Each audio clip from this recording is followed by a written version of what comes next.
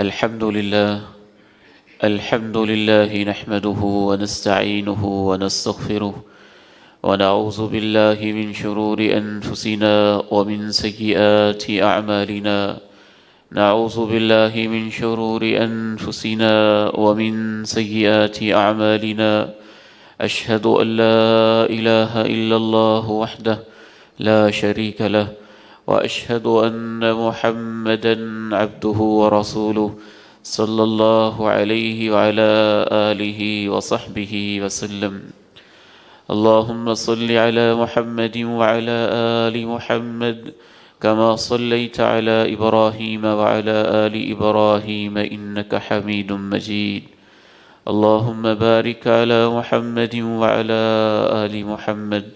كما باركت على إبراهيم وعلى آل إبراهيم إنك حميد مجيد. رب اشرح لي صدري ويسر لي أمري واحلل عقدة من لساني يفقه قولي. اللهم انفعني بما علمتني وعلمني ما ينفعني وزدني علما. اللهم طهر قلبي من النفاق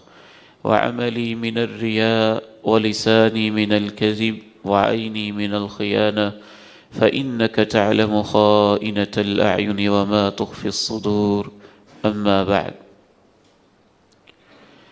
فأعوذ بالله السميع العليم من الشيطان الرجيم من همزه ونفخه ونفثه. بسم الله الرحمن الرحيم. وعد الله الذين آمنوا منكم وعملوا الصالحات ليستخلفنهم في الأرض كما استخلف الذين من قبلهم وليمكنن لهم دينهم الذي ارتضى لهم وليبدلنهم من بعد خوفهم أمنا. وقال عز من قائل سبحانه وتعالى: الذين إن مكناهم في الأرض أقاموا الصلاة وآتوا الزكاة وأمروا بالمعروف ونهوا عن المنكر ولله عاقبة الأمور. وقال سبحانه وتعالى: والعصر إن الإنسان لفي خسر إلا الذين آمنوا وعملوا الصالحات وتواصوا بالحق وتواصوا بالصبر. وقال عز من قائل سبحانه وتعالى: قل اللهم مالك الملك تؤتي الملك من تشاء وتنزع الملك ممن تشاء وتعز من تشاء وتذل من تشاء بيدك الخير إنك على كل شيء قدير.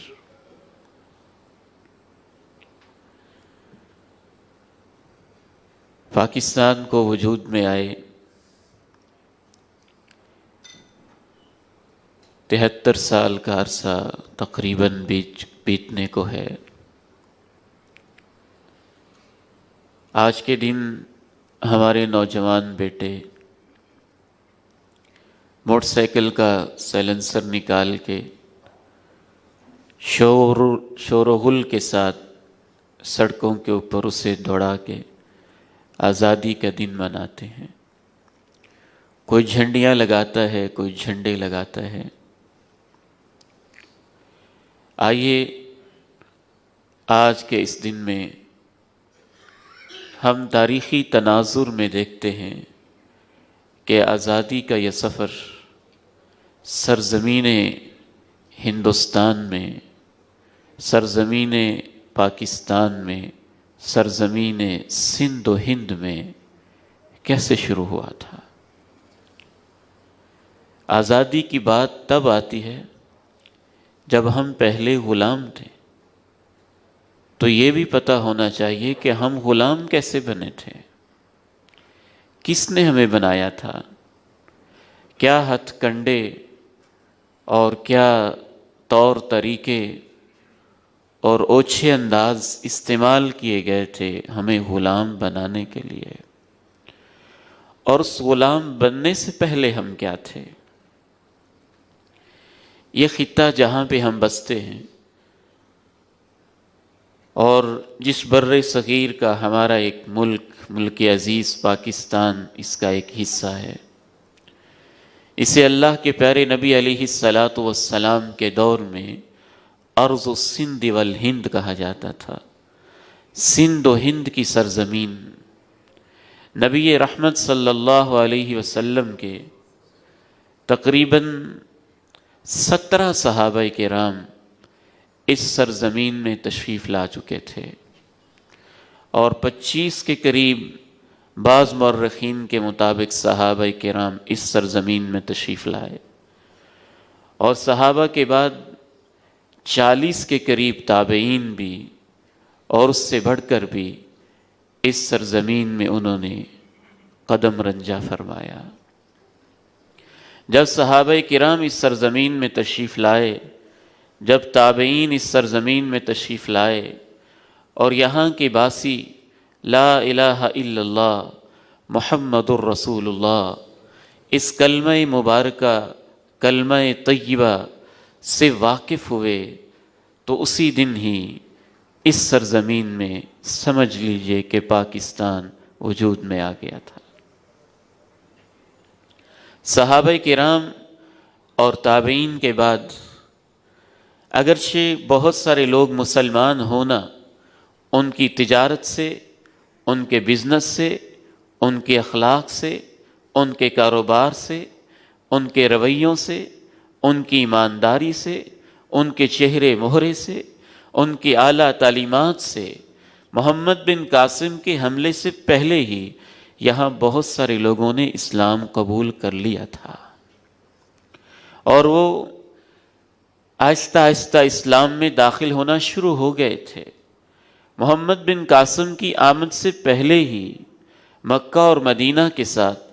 عرب لوگوں کے ساتھ ہندوستان کے تعلقات موجود تھے۔ وہ زیادہ تر تجارتی نوعیت کے تعلقات تھے، درآمدات برآمدات تھیں۔ خود اللہ کے پیارے نبی کے دور میں ہندوستان کی بنی ہوئی تلواریں بڑی معروف تھیں، اور ان کو السیف المہند کہا جاتا تھا، ہندوستان کی بنی ہوئی تلوار۔ یہاں کے مسالہ جات، یہاں کی لکڑی کے بارے میں بعض مورخین نے لکھا ہے کہ جناب عثمان غنی رضی اللہ تعالی عنہ نے جب مسجد نبوی کی توسیع کی تو انہوں نے دیار کی ہندوستان کی خوشبودار لکڑی یہاں سے درآمد کی تھی۔ یہ تعلقات تو موجود تھے، اور صحابہ کرام جب 17 آئے یا 25 آئے، جتنے بھی آئے، جب وہ آئے تو آپ اندازہ کیجئے صحابی کا چہرہ، اس کا اخلاق، اس کا رویہ، اس کے بزنس کے اصول، اس کی تجارت، اس کی ایمانداری،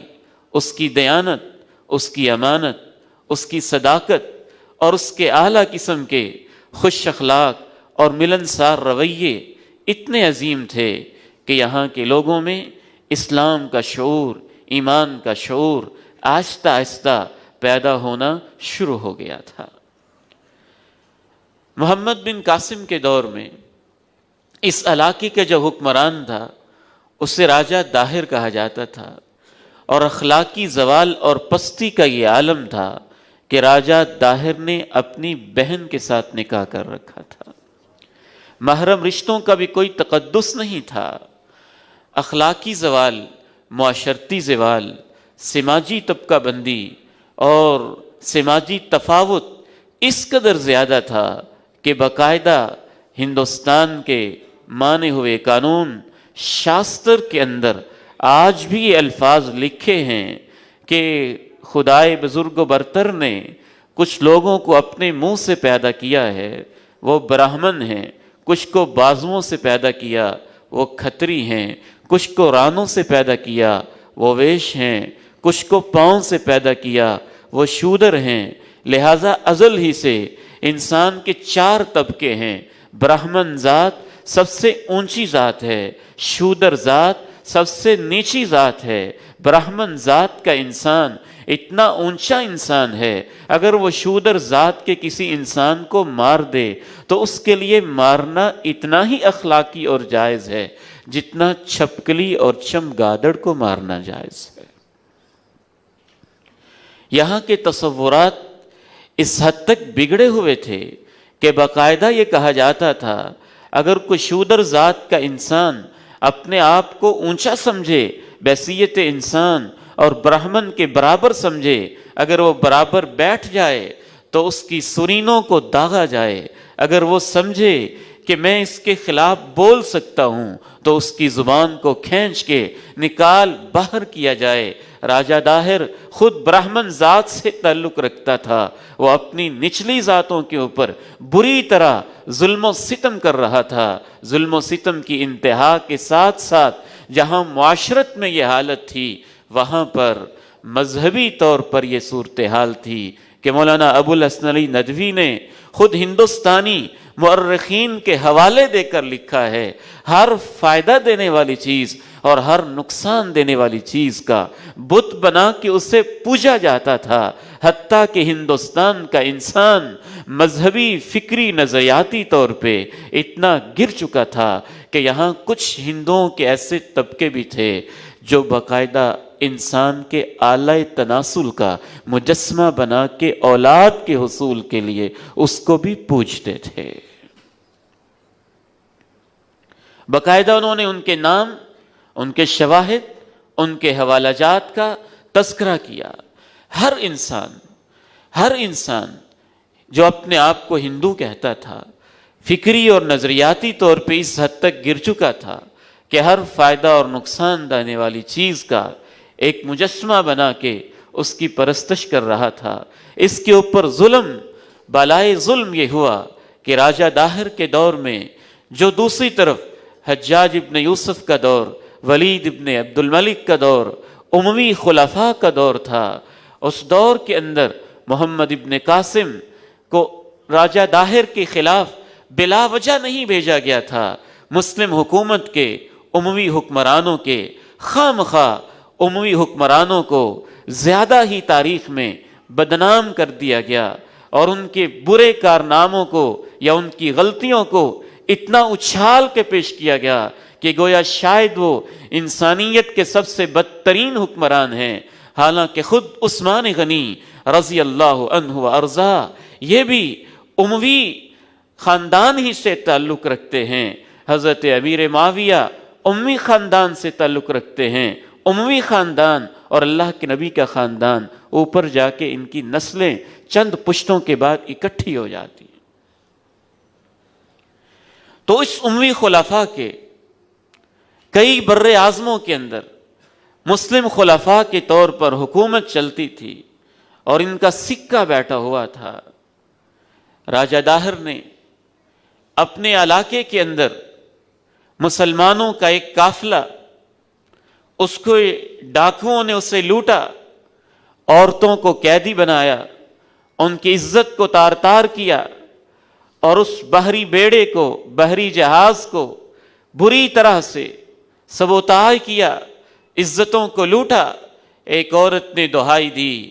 کہا کون ہے مسلم حکمران جو ہماری مدد کو آئے؟ کہاں سو گئے ہو؟ یہ آواز کسی نہ کسی طریقے سے اموی حکمرانوں تک پہنچی۔ اموی حکمران نے حجاج ابن یوسف کو آرڈر کیا۔ حجاج ابن یوسف نے اپنے بھتیجے محمد ابن قاسم کو، جب کہ اس کی عمر 17-18 سال کے قریب تھی، اسے اس علاقے میں اس انتقام کے لیے بعد میں بھیجا۔ پہلے راجہ داہر سے کہا کہ آپ کے علاقے میں ڈاکوؤں نے ہمارے ہم مذہب مسلمانوں کو لوٹا ہے، ان ڈاکوؤں کو عبرت کا نشان بنایا جائے، عورتوں کو آزاد کیا جائے، ہمارا مال واپس کیا جائے۔ راجہ داہر نے اپنے لا ابالی پن میں جواب دیا، میرے بس سے باہر ہے ان کو قابو کرنا۔ تو پھر اس لیے محمد ابن قاسم کو براہ راست یہاں پہ حملہ کرنا پڑا، مسلمانوں کی عزت کو بچانے کے لیے، ان کے اموال کی حفاظت کے لیے، ان کی عزت و ناموس کی حفاظت کے لیے۔ اس بر صغیر میں سب سے پہلے جس نے اسلام کا جھنڈا لہرایا وہ بھی اموی خاندان کا ایک عظیم سپوت، فاتح سندھ و ہند محمد ابن قاسم تھا، رحمہ اللہ رحمتاً واسعہ۔ وہاں سے پھر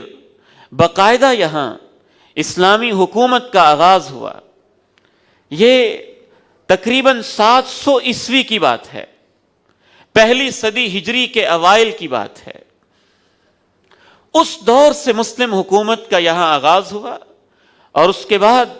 پھر مسلسل وقفے وقفے کے ساتھ مسلمان ہندوستان کے کسی نہ کسی علاقے پہ کسی نہ کسی انداز میں حکومت کرتے رہے، اور محمد ابن قاسم کو جب ذاتی دشمنی کی وجہ سے بعد میں آنے والے ایک خلیفہ نے واپس بلایا، تو خود ہندوستانی مورخین لکھتے ہیں کہ یہاں کے ہندوستان کے جو ہندو لوگ تھے محمد ابن قاسم کے واپس جانے پہ وہ بھی آنسو بہاتے تھے کہ یہ تو ہمارا نجات دہندہ تھا۔ کہاں وہ تصور کہ برہمن اور شودر برابر بیٹھ نہیں سکتے، اور کہا محمد ابن قاسم کا نظام عدل، نظام مساوات، ایکویلٹی، جسٹس، انصاف کے پھریرے لہرانا اور اسلام کی اعلیٰ قسم کی اخلاقی تعلیمات، تمہارا رب ایک ہے، رسول ایک ہے، سب انسان ایک ہیں، سب آدم کی اولاد ہیں، یہ بھی ایک بہت بنیادی وجہ تھی کہ جس وجہ سے جتنے بھی مظلوم طبقے کے ہندو تھے وہ اسلام کو قبول بھی کر رہے تھے، اور جو اسلام کو قبول نہیں کر رہے تھے بہرحال وہ مسلم حکمرانوں کے لیے اپنے دلوں میں ہمدردی ضرور رکھتے تھے۔ اس وقت سے لے کر تقریباً 600-700 سال تک، 6-7 صدیوں تک پورے عروج کے ساتھ یہاں مسلمانوں کی حکومت رہی۔ کبھی خاندان غلامہ، کبھی غزنوی خاندان، کبھی تغلق خاندان، اور کبھی غوری خاندان، کبھی پھر مغلوں کا دور۔ آخری حکومت ہندوستان پہ جو مسلمانوں نے کی وہ مغلوں کا دور تھا، 300 سال تک تقریباً انہوں نے یہاں حکومت کی۔ ان کے آخری دور کے اندر اورنگزیب کے دور میں یہاں پہ کچھ انگریزوں نے اجازت چاہی کہ ہم یہاں کوئی بزنس اور کاروبار کرنا چاہتے ہیں۔ ظاہر ہے انسان وہاں بزنس کرتا ہے جہاں امن ہوتا ہے، انسان وہاں بزنس کرتا ہے جہاں خوشحالی ہوتی ہے، انسان وہاں بزنس کرتا ہے جہاں دولت ہوتی ہے، انسان وہاں بزنس کرتا ہے جہاں کے لوگوں کے اخلاق پہ اس کو اعتماد ہوتا ہے، انسان وہاں بزنس کرتا ہے جہاں کے لوگ قابل اعتماد ہوتے ہیں۔ برطانیہ کی ایسٹ انڈین کمپنی اگر یہاں پہ آئی تھی تو اس وجہ سے نہیں کہ یہاں کے لوگوں کے پاس کچھ تھا، نہیں، بلکہ پوری دنیا کے اندر ہندوستان کو مسلمانوں نے اتنی ترقی دے دی ہوئی تھی ظاہری طور پر، مادی طور پر، کہ اسے دنیا میں سونے کی چڑیا کہا جاتا تھا۔ پوری دنیا کے اندر یہاں کا جی ڈی پی 25%، 22% کے قریب پہنچا ہوا تھا۔ یہاں ہر گھر خوشحال تھا، ہر گھر کے اندر امن تھا، ہر گھر کے اندر علم تھا، ہر گھر کے اندر تعلیم تھی۔ خود W ہنٹر جیسے ظالم لوگ بھی لکھنے پہ مجبور ہوئے انگریزوں کی آمد سے پہلے اس بر صغیر کے اندر شرح خواندگی 100% تھی۔ مسلمانوں کا نظام تو تعلیم پہ کھڑا ہوتا ہے۔ یہ کیسے ہو سکتا ہے کہ انہوں نے جگہ جگہ مساجد قائم نہ کی ہوں؟ یہ کیسے ہو سکتا ہے انہوں نے قرآن کی تعلیم کا انتظام نہ کیا ہو؟ یہ کیسے ہو سکتا ہے انہوں نے حدیث کی تعلیم کا انتظام نہ کیا ہو؟ مینجمنٹ میں کوتاہیاں ہو سکتی ہیں، بد نظمیاں ہو سکتی ہیں، لیکن بہرحال اس ظالم انگریز کا یہاں پہ آنا، بھیک مانگنا کہ ہمیں یہاں کاروبار کی اجازت دی جائے، یہ خود اس بات کی نشانی ہے کہ ہمارا یہ علاقہ خوشحال تھا، یہاں امن کا دورہ تھا، یہاں دولت تھی، یہاں عمارت تھی، یہاں پیسہ تھا، یہاں خوشحالی تھی، یہاں ہریالی تھی، یہاں کے کھیت اور کھلیان سونا اگلتے تھے۔ اس لیے ان کو اپنے بنجر پہاڑوں کو اور بنجر سرزمین کو چھوڑ کے ان کے منہ میں رال ٹپکتی تھی کہ دنیا میں ایک ایسا علاقہ بھی ہے جہاں خوشحالی ہے، جہاں دولت ہے، جہاں زمین سونا چاندی اگلتی ہے، جہاں چپے چپے کے اوپر زمین نے سبزے کی چادر پہنی ہوئی ہے، اور جہاں ہر شخص پڑھا لکھا قابل اعتماد سچا ہے، جہاں اخلاقیات ہیں، اخلاقی قدریں ہیں، ان ظالموں نے، ایسٹ انڈیا کمپنی کے اس علاقے کے ہیڈ نے، ٹامس نے آ کے یہ باقاعدہ اجازت نامہ حاصل کرنے کی کوشش کی۔ اورنگزیب کے دور میں 9-10 سال تک وہ پاپڑ پیلتا رہا، آخر کار کبھی کسی راجے کو ساتھ میں لا کے، کبھی کسی نواب کو ساتھ میں لا کے، کبھی کسی کی سفارش ڈلوا کے، کبھی کسی کو تحفہ دے کے، کبھی کسی کو لالچ دے کے، کبھی یہ بتا کے کہ ہمارے آنے سے یہ ہو جائے گا، ہم یہ کر سکتے ہیں، یہ کر سکتے ہیں۔ بہرحال یہاں کے مغل حکمرانوں نے ایسٹ انڈیا کمپنی کو کاروبار کی اجازت دی تھی۔ دل خراش داستان ہے کہ ایک چھوٹی سی کمپنی جس کا برطانیہ کے اندر چند مرلوں میں چھوٹا سا دفتر تھا اور جس کے باقاعدہ ملازم 30-35 سے زیادہ نہیں تھے، یہاں کاروبار کے لیے آ جاتی ہے۔ لیکن یہ انگریز اتنے مکار، اتنے عیار، اتنے سفاک، اتنے ظالم، اتنے درندے اور اتنے وحشی تھے کہ یہاں آ کر انہوں نے پھر کیا گل کھلائے۔ ایک بندرگاہ پہ ایک کوٹھی بنائی، دوسری بندرگاہ پہ دوسری کوٹھی بنائی، کوٹھیاں بناتے بناتے کو اسے کمپنی کا نام دے کے، فیکٹری کا نام دے کے، یہ ایک فیکٹری، یہ ایک فیکٹری، یہ ایک فیکٹری، یہاں کے مقامی باشندوں کو ان کے اندر بھرتی کیا، سکھوں کو بھرتی کیا، عیسائیوں کو بھرتی کیا، ہندوؤں کو بھرتی کیا، مختلف کلچر کے لوگوں کو بھرتی کیا، ان کو اپنے انداز میں ٹریننگ دی، ان کو تنخواہیں دیں، ان کو ٹھیک ٹھاک آفرز کیں، ان کو تربیت دی۔ آہستہ آہستہ کرتے کرتے کمپنی کے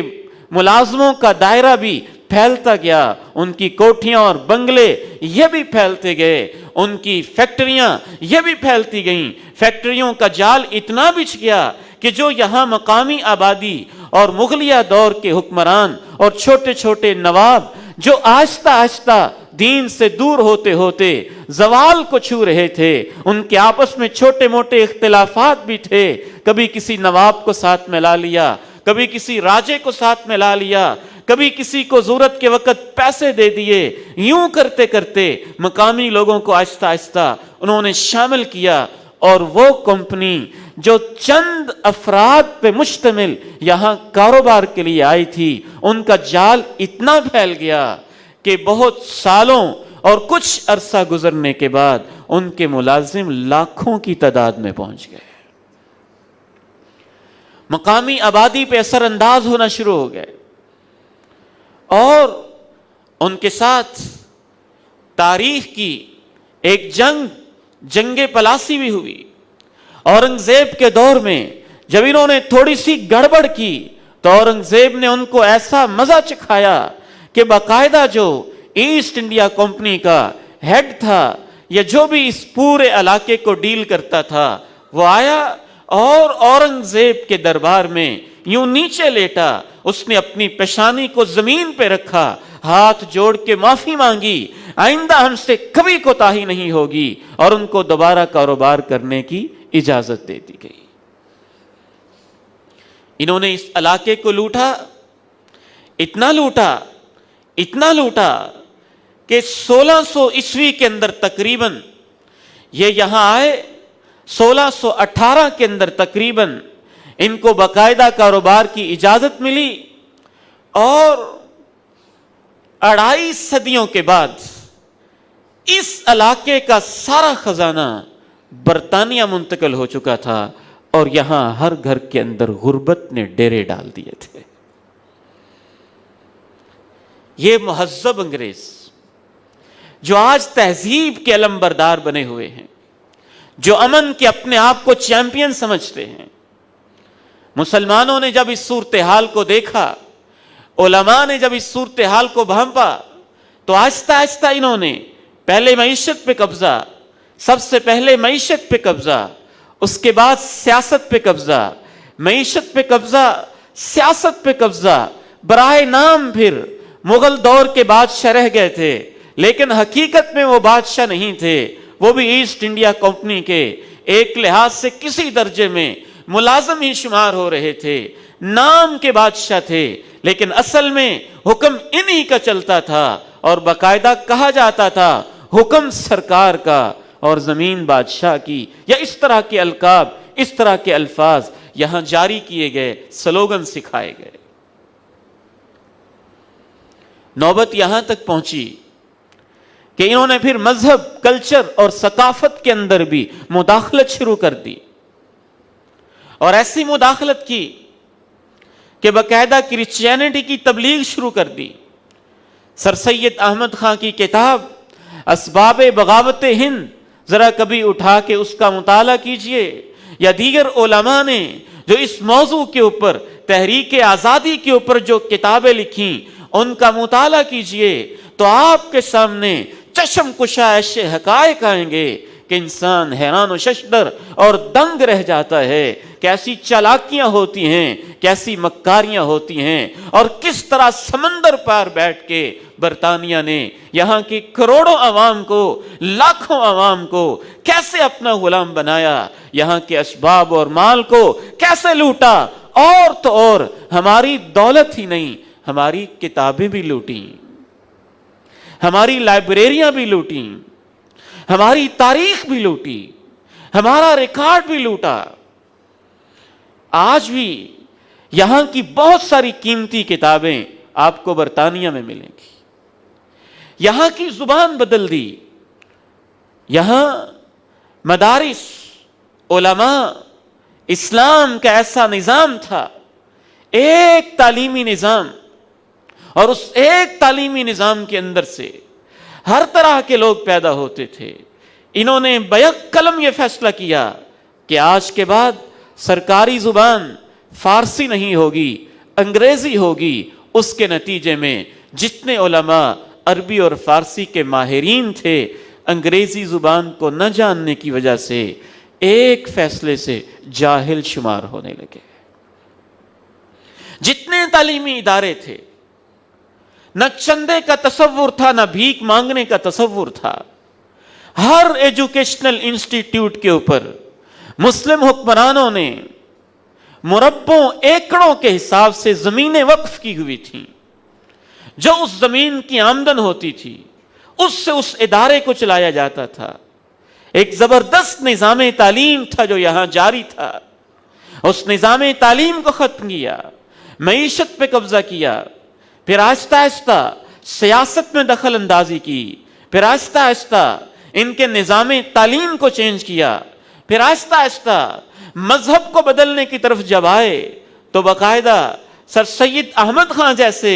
ایک نیوٹرل قسم کے اسکالر نے، جو خود انگریزوں کے وفادار بھی سمجھے جاتے ہیں اور مسلمانوں کے غمخوار اور ہمدرد بھی سمجھے جاتے ہیں، جن کے اندر دونوں قسم کی کوالٹیز پائی جاتی تھیں، وہ یہ لکھنے پہ مجبور ہوئے مسلم علماء تبلیغ کرتے تھے تو وہ ڈرے ڈرے سہمے سہمے ہوتے تھے۔ جب عیسائی پادری تبلیغ کرتے تھے تو ان کے ساتھ باقاعدہ تھانے کی طرف سے ایک پولیس مین یا ایک چپڑاسی پروٹوکول کے لیے موجود ہوتا تھا۔ نوبت یہاں تک پہنچی کہ علماء نے جب یہ دیکھا کہ اب ہمارے مذہب میں بھی مداخلت شروع ہو گئی ہے اور دین کے اوپر بھی حملے شروع ہو گئے ہیں، شاہ عبدالعزیز محدث دہلوی رحمہ اللہ نے، شاہ ولی اللہ کے خاندان کے اس عظیم سپوت نے یہ فتویٰ جاری کیا، مسلمانوں تمہارا قرآن آیات جہاد سے بھرا پڑا ہے، مسلمان ہو اور غلام ہو یہ تمہیں زیب نہیں دیتا ہے۔ دوسرے علماء کی میٹنگ کال کی اور انہوں نے فتویٰ جاری کیا کہ چونکہ اب انگریز لوگ ہمارے مذہب میں بھی مداخلت کرنا شروع ہو گئے ہیں، ہم یہ فتویٰ جاری کرتے ہیں قرآن کی روشنی میں کہ ان کے خلاف جہاد فرض ہو گیا ہے۔ پاکستان کی تاریخ 1947 سے شروع نہیں ہوتی ہے۔ پاکستان کی تاریخ عہد صحابہ سے شروع ہوتی ہے۔ پاکستان کی تاریخ عہد تابعین سے شروع ہوتی ہے۔ پاکستان کی تاریخ جیسا کہ قائد اعظم محمد علی جناح نے کہا تھا اس دن سے شروع ہوتی ہے جس دن پہلے مسلمان نے اس سرزمین میں اپنا قدم رکھا تھا۔ شاہ عبدالعزیز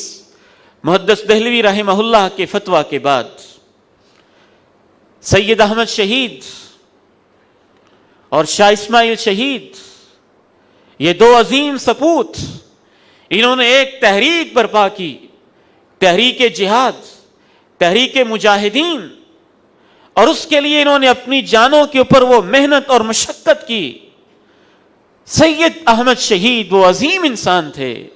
جو جون جولائی کی چلچلاتی دوپہروں کے اندر 2 گھنٹے اپنی مسجد کے فرش کے اوپر ننگے پاؤں ٹہلا کرتے تھے کہ ہم نے جہاد کرنا ہے۔ 24 گھنٹے جاگنے کی ٹریننگ کرتے تھے، 48 گھنٹے بیدار رہنے کی مشق کرتے تھے، سخت گرمیوں کے اندر دھوپ میں چلنا اور سخت سردیوں کے اندر ٹھنڈے پانیوں کے اندر تیرنا، صرف ایک چھوٹا سا لباس پہن کے، مختصر لباس پہن کے اس کی اپنے آپ کو مشق دیتے تھے۔ پوری سرزمین کے اوپر جب انہوں نے دیکھا کہ آہستہ آہستہ ہم غلامی کی آخری حدوں کو چھو رہے ہیں، اور یہ فتویٰ علماء نے جاری کیا۔ جنگ آزادی تو 1857 میں ہوئی، اور اس سے 50 سال پہلے تقریباً شاہ عبدالعزیز محدث دہلوی اور یہ عظیم علماء جہاد کا فتویٰ جاری کر چکے تھے۔ پھر 1857 میں انہی مجاہدین کی برپا کی ہوئی تحریک باقاعدہ وہ رنگ لانا شروع ہو گئی۔ جو انہوں نے ایسٹ انڈیا کمپنی نے فوجی بھرتی کیے ہوئے تھے،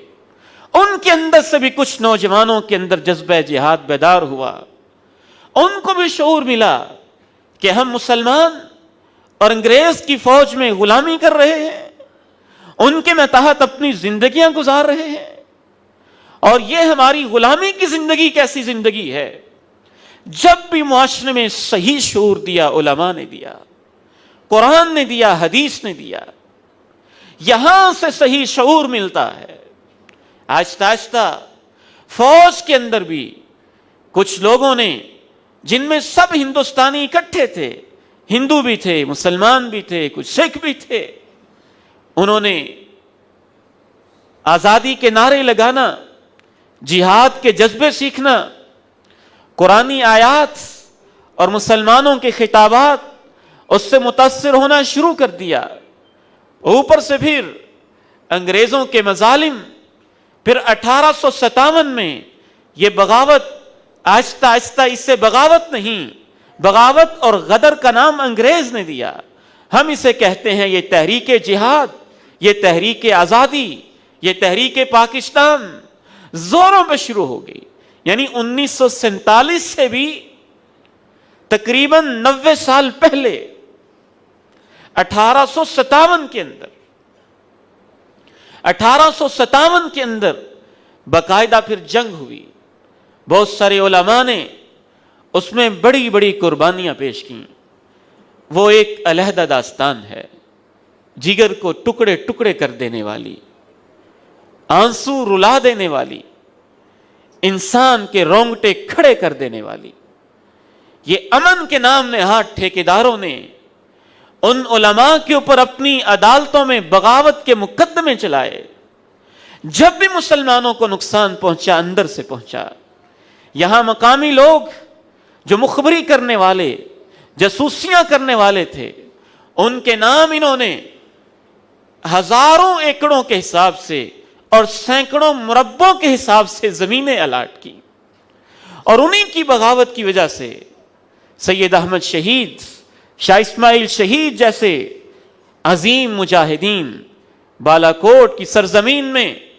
جہاد کرتے کرتے اپنی جانیں نچھاور کر گئے۔ صادق پور کے علماء، پٹنہ کے علماء، اس سے سب اکٹھے تھے، ہندو بھی تھے، سکھ بھی تھے، مسلمان بھی تھے، لیکن سب سے زیادہ غلبہ مسلمانوں کا تھا۔ ان کے اندر جو جذبہ جہاد ہے وہ کسی قوم میں نہیں ہو سکتا۔ ان کے پاس جو قرآن مجید ہے اس جیسی کتاب کسی کے پاس نہیں۔ جو پیغمبر کی تعلیمات ہیں ان جیسی تعلیمات کسی کے پاس نہیں۔ یہاں تک نوبت پہنچی کہ 1857 تک تو کسی نہ کسی طریقے سے برائے نام مغل کے بادشاہ چل ہی رہے تھے، اور ان کا آخری بادشاہ بہادر شاہ ظفر، اس کے اوپر بھی انہوں نے مقدمہ قائم کیا۔ عدالت بھی اپنی ہے، قانون بھی اپنا ہے، گواہ بھی اپنے ہیں، اور اس مقدمے کے اندر یہ فیصلہ کیا کہ بہادر شاہ ظفر جو مسلمانوں کا بچا کچا برائے نام بیچارہ آخری خلیفہ تھا، 82 سال کی اس کی عمر تھی، کئی گھنٹے عدالت میں اس کو کھڑا کیا، اور انگریز عدالت نے یہ فیصلہ کیا کہ بہادر شاہ ظفر کو یہاں سے در بدر کر کے اپنے وطن سے بھگا کے رنگون کے علاقے میں بھیج دیا جائے۔ اس کے 4 بیٹے، چاروں بیٹے کے سر قلم کیے، تن سے جدا کر کے تھالوں میں رکھ کے وہ بہادر شاہ ظفر کے سامنے تحفے کے طور پہ پیش کیے کہ تم انگریز سرکار سے بغاوت کرتے ہو، تم بھی ہمارے خلاف مجاہدین کو سپورٹ کرتے ہو، جہاد نہیں مجاہدین کو سپورٹ کرتے ہو، آج کے الفاظ میں دہشت گردی کرتے ہو۔ اس کے خلاف یہ مقدمہ دائر کیا گیا، اور یہ ادھر ادھر کی کہانیاں نہیں، بہادر شاہ ظفر نے اس کے اوپر جو اپنی پردیس کی زندگی میں غزلیں لکھی، جو انہوں نے شاعری لکھی، جو انہوں نے اپنے قلم سے لکھا، وہ خود اس بات کے اوپر گواہ ہے۔ اور ایک طویل غزل میں اس نے اپنا مرثیہ لکھا، لگتا نہیں دل اس اجڑے دیار میں۔ ایک طویل غزل لکھتے لکھتے اینڈ پہ یہاں تک وہ لکھتے ہیں، کس قدر بد نصیب ہے ظفر، 2 گز زمین نہ ملی، دفن کے لیے 2 گز زمین نہ ملی کوئے یار میں۔ صادق پور کے علماء جب انہوں نے مجاہدین کی مدد کی، جس کو ہم تحریک آزادی کہیں گے، ان ظالم باہر سے آنے والے لٹیروں اور ڈاکوؤں کے خلاف ان لوگوں نے جب جہاد کی آیات پڑھی، جہاد کا فتویٰ دیا، تو خصوصاً 1857 میں جنگ آزادی میں دہلی کے قلعہ پہ فتح حاصل کرنے کے بعد پھر تو انہوں نے قتل عام کی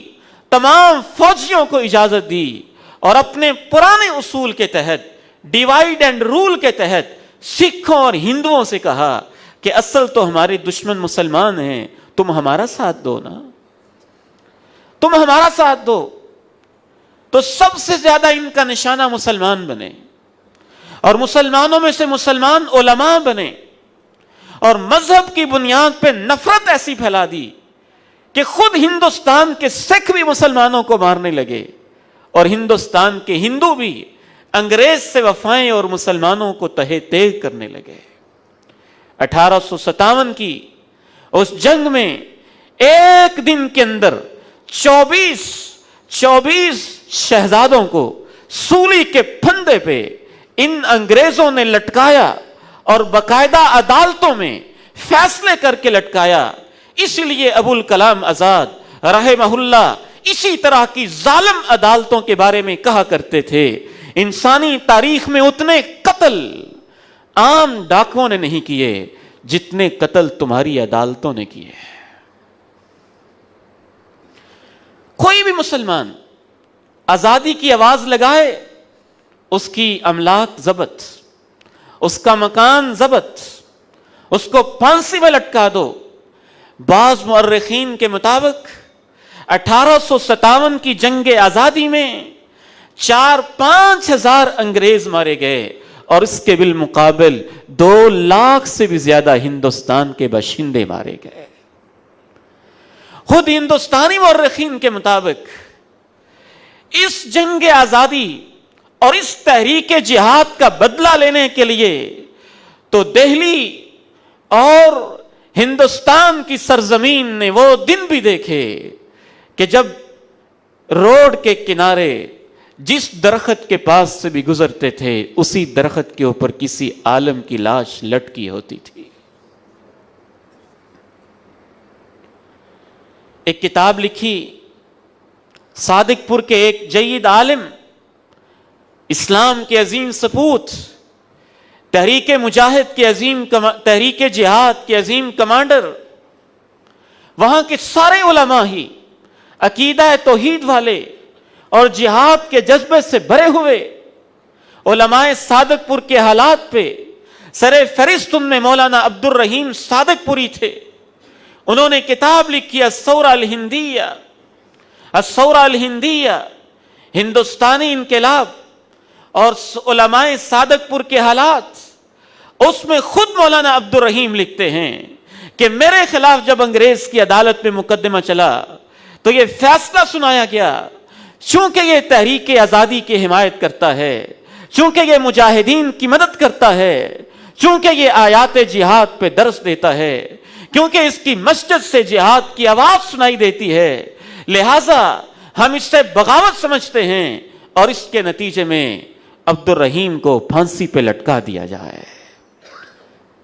پھانسی پہ لٹکانے کا فیصلہ ہوا، اور اس کے بعد پھر اپیل ہوئی تو دوسری عدالت نے کہا نہیں، پھانسی پہ نہ لٹکایا جائے۔ بدنام زمانہ ایک جیل اس دور کی تھی، کالا پانی، ایک ایسا جزیرہ جہاں وحشت تھی، بربریت تھی، خوف و ہراس تھا، رہنے کے لیے مناسب رہائش نہ تھی، کھانے کے لیے کوئی مناسب کھانا نہ تھا، پہننے کے لیے کوئی مناسب لباس نہ تھا۔ مولانا عبد الرحیم صادق پوری کہتے ہیں کہ جب مجھے کالا پانی کے جزائر میں بھیجا گیا، جزائر انڈیمان میں بھیجا گیا، میں کیا دیکھتا ہوں، تحریک آزادی کے ہزاروں مرد اور ہزاروں عورتیں ایسی ہیں جن کی پیشانی کے اوپر باقاعدہ کسی چیز سے یوں خراش خراش کے انسانی گوشت کے اندر لکھا ہوا ہے کہ اس کو پوری زندگی کالا پانی کی سزا ہے، حبس دوام، کہ یہ حبس دوام کے قیدی ہیں۔ مولانا عبد الرحیم صادق پوری لکھتے ہیں 19 سال میں نے کالا پانی کے اندر گزارے، اور 19 سال کے بعد جب میں اپنے علاقے صادق پور میں واپس آیا، یہ صرف عالم ہی نہیں تھے، ڈیرے والے بھی تھے، زمیندار بھی تھے، جگیر والے بھی تھے، نوابوں اور شاہوں والی زندگی بسر کرنے والے تھے، کئی سو ایکڑوں کے مالک تھے، لمبی لمبی کوٹھیاں خدم و حشم ان کے گھر میں تھے۔ کہتے ہیں جب میں واپس آیا میں نے دیکھا کہ میرے سارے کے سارے مکانات کو مسمار کر دیا گیا ہے۔ عدالتی فیصلہ کہ اس کی املاک بھی بحق کے سرکار ضبط، اور پھر ضبط کرنے کے بعد وہ جاسوسوں کو دے دی، مخبروں کو دے دی، اس سرزمین کے غداروں کو دے دی، ان کو الاٹ کر دی۔ کہتے ہیں کہ مجھے اپنے والدین یاد آئے، میں نے کہا گھر تو اجڑ ہی گیا ہے، گھر تو اجڑ ہی گیا ہے، والدین کی قبر پہ جا کے 4 آنسو بہا آؤں۔ جو ہمارے خاندان کا قبرستان تھا، جب میں وہاں پہنچا تو وہاں انہوں نے میونسپل کمیٹی کا دفتر بنا دیا تھا، قبرستانوں کو بھی معاف نہ کیا۔ کہتے ہیں اندازے کے ساتھ میں نے اندازہ کیا کہ یہ دفتر ہے، یہاں قبرستان تھا، یہاں میرے والدین کی جگہ تھی، میں کبھی وہاں جاتا اور اپنے والدین کی قبر کی یادگار کے طور پہ وہاں کھڑے ہو کے آنسو بہا کے واپس آ جایا کرتا تھا۔ مولانا ولایت علی، مولانا یحییٰ علی، یہ صادق پور کے علماء، پھر پٹنہ کے علماء، پھر دہلی کے علماء، پھر بہار کے علماء، سینکڑوں علماء وہ بھی تھے جن کو کلاشنکوفوں کے ساتھ باندھ کے کہا جاتا تم ہمارے خلاف جہاد کا فتویٰ دیتے ہو، وہ کہتے دیتے ہیں تو وہاں چلاتے اور ان کے جسموں کے پرخچے اڑ جاتے تھے۔ ان انگریزوں نے اس ہندوستان پہ وہ ظلم کیا کہ 1600 میں جب ایسٹ انڈیا کمپنی یہاں آئی تھی تو دنیا کا امیر ترین علاقہ یہ تھا، اور 1857 میں جب ایسٹ انڈیا کمپنی کو ختم کر کے برطانیہ نے براہ راست کہا کہ اب یہ ہماری ایک کالونی بن گئی ہے، ہمارے ماتحت علاقہ ہو گیا ہے، براہ راست ہم اس کو کنٹرول کریں گے، جب وہ یہاں سے گئے تھے تو یہاں ہر گھر میں غربت اور فقر و فاقہ تھا۔ اس کے بعد پھر مسلمانوں پہ خصوصی ظلم ہونے لگے۔ خود سید احمد خان صاحب لکھتے ہیں کہ کیا ہو گیا تمہیں، باقاعدہ سرکاری اخبار کے اندر اشتہار آتا کہ یہ کلیکٹر کے لیے جاب ہے، یہ آفیسر کے لیے جاب ہے، یہ فلاں پوسٹ کے لیے جاب ہے، یہ فلاں پوسٹ کے لیے جاب ہے، کوئی مسلمان اس جاب کے اوپر اپلائی نہیں کر سکتا ہے، کوئی مسلمان اس جاب کے لیے اہل نہیں ہے۔ چپڑاسی بن سکتا ہے،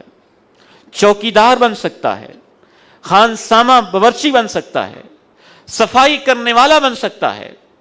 لیکن کوئی مسلمان، چونکہ یہ ہمارے باغی ہیں، کسی اونچے عہدے کے اوپر ہم ان کو پوسٹ نہیں کر سکتے، ہم ان کو جاب نہیں دے سکتے ہیں۔ آہستہ آہستہ یہ لاوا ابلتے ابلتے ابلتے آپ کیا سمجھتے ہیں کہ ادھر رات کو سوئے اور صبح پاکستان بن گیا، ادھر علامہ اقبال حضرت قائد نے کوئی قرارداد پیش کی اور ادھر پاکستان بن گیا؟ نہیں، یہ تاریخ تو شاہ ولی اللہ شہید سے شروع ہوتی ہے، شاہ عبد العزیز سے شروع ہوتی ہے، علماء صادق پور سے شروع ہوتی ہے، علماء پٹنہ سے شروع ہوتی ہے، علماء بہار سے شروع ہوتی ہے۔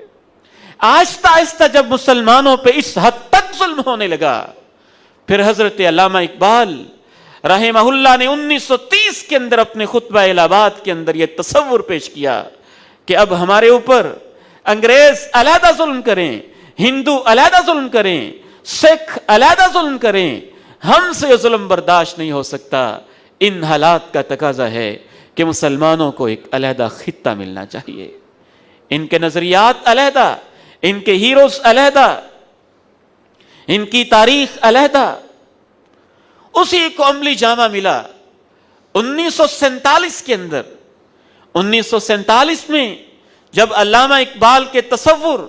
اور قائد اعظم کی مسلسل محنت اور مسلم قائدین اور علماء کی مسلسل تگوتاز سے پاکستان وجود میں آیا، پھر بھی یہ جاتے جاتے ظلم کیا گیا، کچھ علاقوں کو متنازع رکھا گیا، اور انگریز نے یہ سمجھ لیا کہ اب نظام تعلیم بھی ہمارا، اب عدالتیں بھی ہماری، اب وہ ہماری جو اس علاقے کے غدار اور ہماری مخبریاں اور ان کی مخبریاں کرنے والے، ہمارے ساتھ وفائیں کرنے والے، وہی ان علاقے کے بڑے بڑے جاگیردار بن چکے ہیں۔ پھر وہ مجبور ہو کے 1947 میں اس نے تقسیم کا اعلان کیا، اور اس تقسیم کے بعد بھی یہاں کے لوگوں کو ایسا تقسیم کر کے گیا کہ ہندوؤں نے اور سکھوں نے مسلمانوں پہ وہ ظلم کیے۔ میرے نوجوان بیٹو، شاید تم بھول جاؤ، ہم کیسے بھولیں؟ ہم نے تو وہ ظلم اپنی ماؤں سے سنے ہیں، ہم نے تو وہ ظلم اپنے باپوں سے سنے ہیں، ہم نے تو وہ ظلم اپنے ماموں سے سنے ہیں، ہم نے تو ظلم کی وہ داستانیں اپنے نانیوں سے، آباء و اجداد سے سنی ہیں۔ خود میں اپنی ماں جی کے پاس کئی دفعہ بیٹھ جاتا اور میں ان سے کہتا، ماں جی کیسے آپ لوگ یہاں آئے تھے، کیا کیفیت تھی؟ ان کے یہ الفاظ ہوتے، کئی دفعہ رونگٹے کھڑے ہو جاتے، کہتے بیٹے نہ میرا کوئی بھائی بچا، نہ میرا باپ بچا، نہ میرے عزیز بچے، نہ میرے کوئی رشتہ دار بچے، بس کچھ نہ پوچھو، جو کچھ ہجرت کی راہوں میں ہم نے جھیلا ہے بیٹے اسے میں اپنے دماغ میں سوچ سکتی ہوں، زبان پہ الفاظ نہیں آ سکتے ہیں۔ دیا تک نہیں جلانے کی اجازت تھی کہ دیا جل جائے تو علامت ہے کہ یہاں آبادی رہتی ہے، کوئی حملہ نہ کر دے۔ ٹرینوں پہ حملے، گدے گاڑیوں پہ حملے، راستوں میں حملے، پیدل لوگوں پہ حملے، اور نہریں دریائیں عبور کرنے والے لوگوں پہ حملے۔ وہ منظر ماں جی فرمانے لگیں، ہمارے کچھ رشتہ دار وہ بھی تھے جو اس دریا کو عبور کرتے ہوئے ہماری آنکھوں کے سامنے ڈوب رہے تھے، اور ہمارے اندر ان کو چھڑانے اور بچانے کی ہمت نہیں تھی کہ اگر ہم کچھ دیر کے لیے رک گئے تو دشمن ہماری جانوں کا بھی درپے ہو جائے گا۔ ہزاروں عصمتیں لٹیں، ہزاروں بچوں کو نیزوں کی انیوں پہ پرویا گیا، خون کے اندر آزادی کی داستان اور کہانی لکھی گئی، اور پھر یہ ہمارا ملک عزیز پاکستان بنا۔ اتنے ظلم سہنے کے لیے بھی مسلمانوں میں جذبہ ایک ہی تھا کہ چلے ایک ایسے ملک میں جائیں گے جہاں لا الہ الا اللہ ہوگا، ایک ایسے ملک میں جائیں گے جہاں امن ہوگا، ایک ایسے ملک میں جائیں گے جہاں حیا ہوگا، ایک ایسے ملک میں جائیں گے جہاں عفت و عصمت کی حفاظت ہوگی۔ مولانا اسحاق بھٹی ہجرت کو اپنی آنکھوں سے دیکھنے والے لوگوں میں سے ہیں۔ انہوں نے اپنی ایک کتاب کے اندر جو ان کی آپ بیتی ہے گزر گئی گزران، اس کے اندر مولانا اسحاق بھٹی رحمہ اللہ لکھتے ہیں، ہمارے ساتھ ایک صدیق صاحب تھے، جب یہاں آئے چند بچیوں کو انہوں نے دیکھا کہ یوں دوپٹے اتار کے پھر رہی ہیں، انہوں نے کہا تم جانتی نہیں ہو کہ اب پاکستان بن گیا ہے، مقدس سرزمین بن گئی ہے، تم اس مقدس سرزمین میں دوپٹے اتار کے پہلے کی طرح آوارہ نہیں پھر سکتی ہو۔ ایک بزرگ کو جب سکھوں نے پکڑا اور اس پہ ظلم کرنے لگے تو جو مسلم مہاجرین اسے نظر آ رہے تھے، اس نے اپنی سٹک کو، جو ہاتھ میں بزرگوں والی سٹک ہوتی ہے، وہ جو ڈنڈا ہوتا ہے، بزرگی کا سہارا ہوتا ہے، اسے زور سے مہاجروں کی طرف پھینک کے کہا میں تو پاکستان نہیں جا سکا، میری اس سٹک کو لے جاؤ، شاید اس مقدس سرزمین کو یہی جا کے دیکھ لے۔ یہ جذبے تھے، یہ امنگیں تھیں، یہ امیدیں تھیں۔ ان امیدوں کے ساتھ کیا ہوا ہے یہ کہنے کی ضرورت نہیں، یہ آپ خود دیکھ رہے ہیں، اپنے پڑوس میں دیکھ رہے ہیں، اور اب تو تاریخ کو بدلنے کی باقاعدہ کوشش کی جا رہی ہے۔ آئیے آج کے اس 14 اگست کے دن میں اس پوری تحریک کو اثر نو اپنے ذہنوں میں تازہ کریں، پاکستان کے مقصد کو سمجھیں، اور اللہ کی اس آیت کو ذہن میں رکھیں، وعد اللہ الذین آمنوا منکم، جن میں واقعی ایمان ہوتا ہے، وعملوا الصالحات، جو نیک عمل کرنے والے ہوتے ہیں، لَيَسْتَخْلِفَنَّهُمْ فِي الْأَرْضِ، اللہ ان کو زمین میں خلافت دیتا ہے۔ اگر ہمارے پاس یہ سب کچھ نہیں ہے تو اس کا مطلب یہی ہے نہ ہمارے پاس ایمان کی کامل نعمت موجود ہے، نہ ہمارے پاس عمل صالح والے رویے موجود ہیں۔ اگر اس ملک کو سلامت دیکھنا چاہتے ہیں، اللہ اسے قیامت تک سلامت رکھے، آباد رکھے، اس کی حفاظتیں فرمائے۔ یہ کفر کی آنکھوں میں کانٹے کی طرح چبھتا آ رہا ہے، اور یہ مسلمانوں کے لیے سب سے بڑی امید ہے۔ اللہ کی ذات کے بعد یہ ایٹمی قوت ہے، یہ ایک عظیم طاقت ہے جو اللہ نے مسلمان کو دی ہے۔ اگر اس کو بحفاظت دیکھنا چاہتے ہیں، پھلتا پھولتا دیکھنا چاہتے ہیں، تو ہم اپنے دین کے ساتھ، اپنے رب کے ساتھ، اپنے رسول کے ساتھ، اور اپنے اس وطن کے ساتھ، اور پوری اسلامی دنیا کے ساتھ مخلص ہو جائیں، ایمان اور عمل صالح کی اپنے اندر آبیاری کریں۔ اللہ مجھے اور آپ کو توفیق عطا فرمائے۔ وآخر دعوانا الحمد للہ رب العالمین۔